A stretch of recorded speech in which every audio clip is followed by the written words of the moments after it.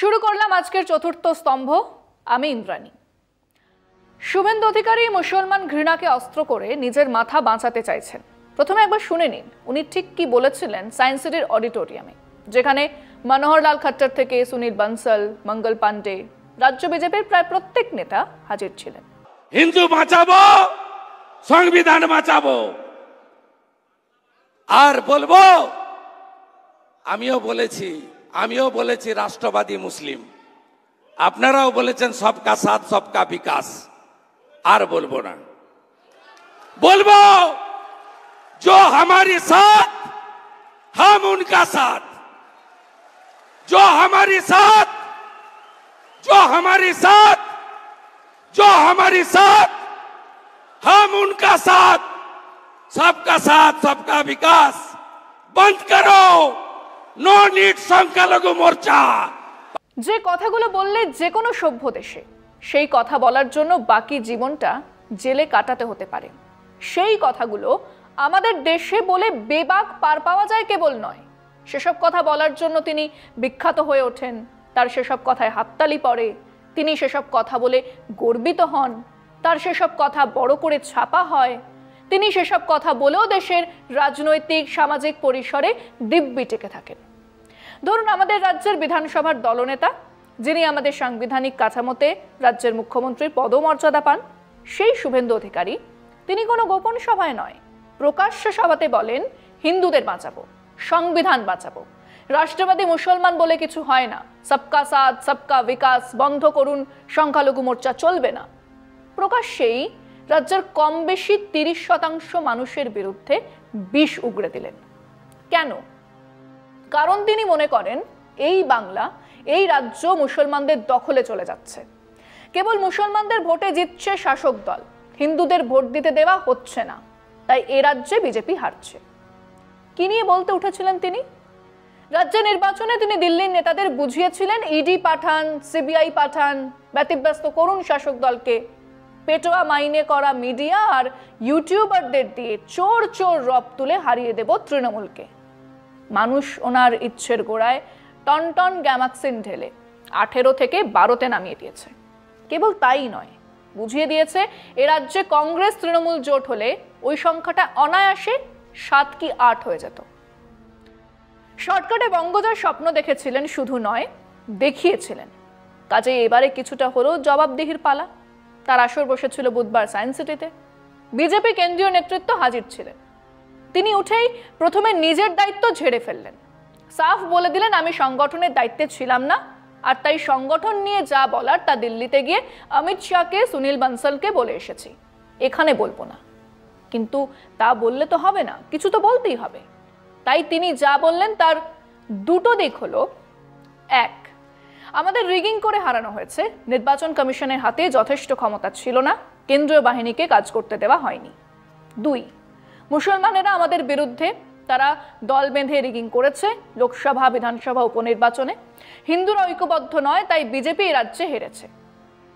একে তো অশিক্ষিত, তাই গোয়ার, কাজে এরকম এক সিদ্ধান্তে পৌঁছানো খুব স্বাভাবিক। খেয়াল করলেন না যে অযোধ্যা সংলগ্ন ফৈজাবাদে তো বটেই, তাছাড়াও প্রায় সবকটা আসনে বিজেপি হেরেছে। রামেশ্বরম থেকে চিত্রকূট হেরেছে। সবকটা লোকসভা আসন জেতার পরেও উপনির্বাচনে উত্তরাখণ্ডে বিজেপি হেরেছে, হিমাচল প্রদেশেও হেরেছে। এবং মজার কথা হলো, কিভাবে তাহলে তিনি এখানে জিতবেন? এখানে নাকি উপদ্রুত অঞ্চল আইন, আফস্পা, আর্মস ফোর্সেস স্পেশাল পাওয়ার অ্যাক্ট লাগু করে ভোট করতে হবে।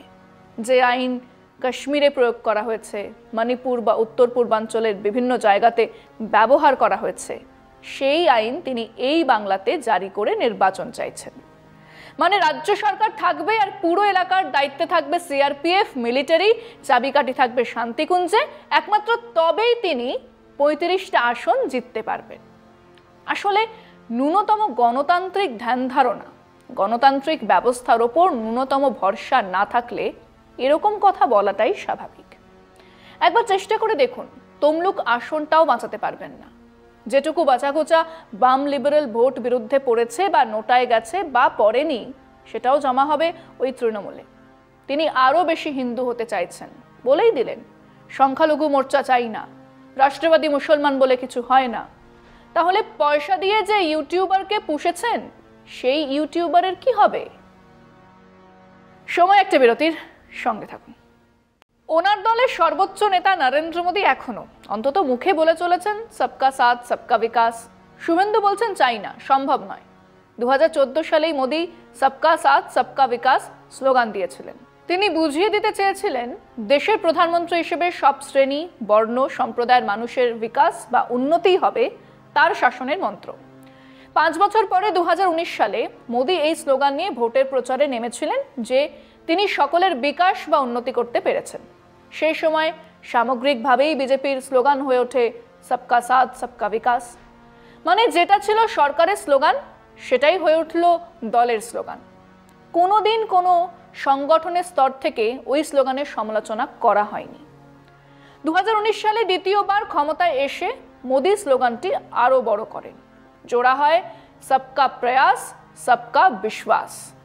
কাঁথির খোকাবাবু বললেন নো নিড ফর সংখ্যালঘু মোর্চা।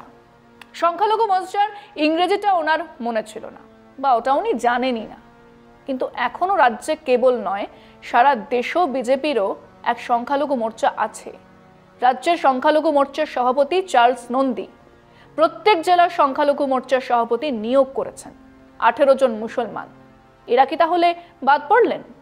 বিজেপি অন্তত মুখে মুসলমানদের এক অংশকে রাষ্ট্রবাদী বলে মনে করে। উনি সাফ জানিয়েই দিলেন ওসব হয় না, উনি বাঁচাবেন কেবল হিন্দুদের, আর সেটাই নাকি সংবিধান বাঁচানোর উপায়। গোটা সংবিধান পড়া ওনার পক্ষে সম্ভব নয়, যদিও বা পড়ে ফেললেন ওনার মেধায় তা বুঝে ওঠা সম্ভব নয়। কিন্তু কেবল সংবিধানের প্রিয়াম্বলটাও তো কেউ ওনাকে পড়ে শোনাতে পারেন। তিনি নাকি বিধানসভাতে বিরোধী দলের নেতা। তিনি নিজের বংশ পরিচয় দিচ্ছিলেন মিটিংয়ে। বিরাট বড় বংশে, বেচারাম নাকি কেনারাম বংশে তার জন্ম।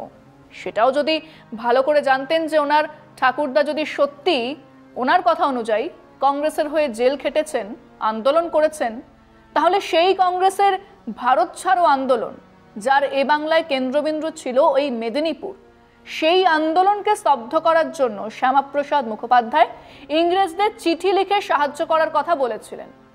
হয় তিনি তার বংশের ইতিহাস ঠিক করে জানেন না, আর না হলে মেদিনীপুরের ইতিহাস তিনি পড়েননি। ফিরছি আলোচনা একটা বিরতির পর, সঙ্গে থাকুন। যে রাম ধাক্কা খেয়ে আমাদের প্রধানমন্ত্রী এখন সংবিধানকে মাথায় ঠেকাচ্ছেন, ওই মঙ্গলসূত্র কেড়ে নেবে, গরু মোষ কেড়ে নেবে বলা বন্ধ করেছেন, যেখানে দল থেকে কেবল নয় আরএসএস থেকেও কোর্স কারেকশনের চেষ্টা করা হচ্ছে, সেখানে ইনি মানে কাঁথির মেজবাবু বক্তৃতা শুরু করেছেন হিন্দু তুমি এক হও বলে। বিজেপির জন্মের সময় থেকেই দলের 7টি মোর্চা রয়েছে। মহিলা যুবর মতোই প্রতিটা রাজ্যে গুরুত্বপূর্ণ সংগঠন হিসেবেই ধরা হয় সংখ্যালঘু মোর্চাকে। যদিও গত কয়েক বছর ধরেই রাজ্য বিজেপি সংখ্যালঘু মোর্চাকে খুব একটা গুরুত্ব দেয় না, কিন্তু তা আছে। জেলায় জেলায় সভাপতি আছে। এখন ওই মোর্চার রাজ্য সভাপতি খ্রিস্টান সম্প্রদায়ের চার্লস নন্দী।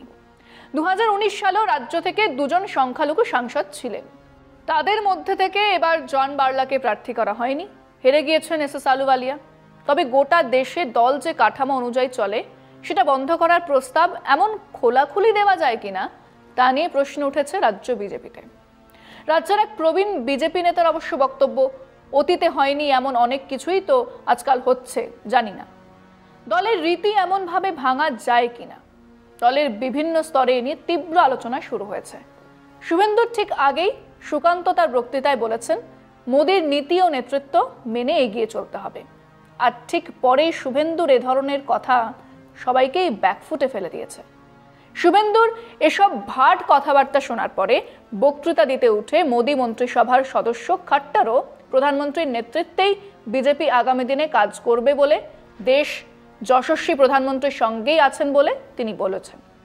কিন্তু তিনি শুভেন্দুর মন্তব্যের পাল্টা একটি শব্দও খরচ করেননি। সেটা কেন? কারণ এই বক্তব্য নিয়ে দিল্লির নেতৃত্ব মোদী শাহ সিদ্ধান্ত নেবেন। জবাবদিহি চাইবেন? জানা নেই। কিন্তু লোকসভায় হারের পর নিজেকে বাঁচাতে গিয়ে শুভেন্দু যা করলেন তাতে দলের মধ্যে তার উচ্চতা কমবে।